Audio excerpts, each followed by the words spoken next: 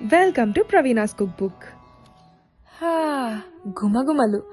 అమ్మ రాసిన వంటల్లో ఈరోజేం వండుతున్నావమ్మా? మేథీ పాలక్ పన్నీర్, మేథీ పాలక్ అవిసె గింజల పచ్చడి 2 రకాల వంటలను చూపిస్తా.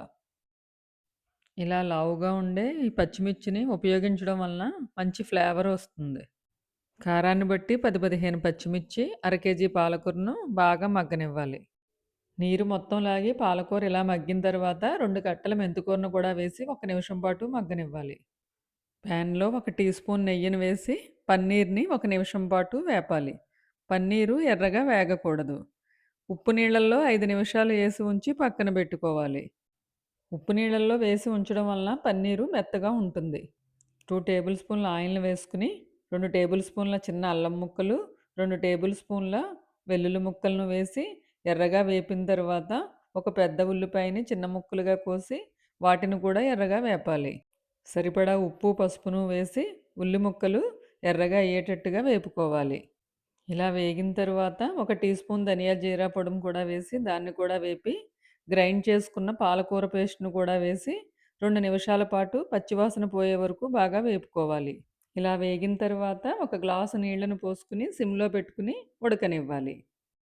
దీనిలో కారం అంతా మనం వేసుకున్న పచ్చిమిర్చిలోనే ఉంటుంది.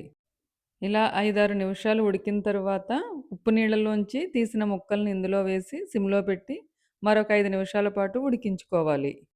పన్నీర్ను కూడా ఎక్కువసేపు ఉడికించకూడదు, ముక్క తొందరగా గట్టిపడుతుంది. పన్నీర్ను వేసేటప్పుడు కరివేపాకును వేయడం వలన కూరకి మంచి సువాసననిస్తుంది. రోటీ, నాన్, చపాతీ అన్నిటిలోకి కూడా ఈ కూర చాలా బాగుంటుంది. మనం ముందుగా తయారు చేసుకున్న పాలకూర పేస్ట్తో ఒక పచ్చడిని కూడా చూపిస్తాను. ఇప్పుడు ఈ కూర తర్వాత దాన్ని కూడా చూద్దాం. నీరంతా లాగి నూనె కొంచెం పైకి తేరిన తర్వాత ఈ కూరని డిష్ అవుట్ చేసుకోవాలి. చివరిగా కొంచెం క్రీమును కూడా చల్లుకోవచ్చు. ఎంతో రుచికరమైన కూర రెడీ. ఇప్పుడు పచ్చడిని చూద్దాం.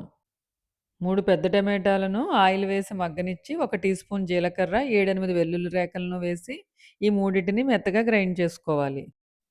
2-3 టేబుల్ స్పూన్ల ఆయిల్ వేడెక్కాక 1 టేబుల్ స్పూన్ మినప్పప్పు, 1 టేబుల్ స్పూన్ శనగపప్పు, హాఫ్ టీ స్పూన్ ఆవాలు, 7-8 వెల్లుల్లి రేకలు, 4-5 ఎండుమిర్చిని వేసి పోపును బాగా వేపాలి. పోపు బాగా వేగిన తర్వాత కరివేపాకును కూడా వేసి ఒక అర నిమిషం పాటు బాగా వేపి రుబ్బి ఉంచుకున్న పాలకూర పేస్టు, టమాటా గుజ్జును కూడా వేసి రెండిటిని బాగా కలిసేటట్టుగా బాగా కలుపుకోవాలి.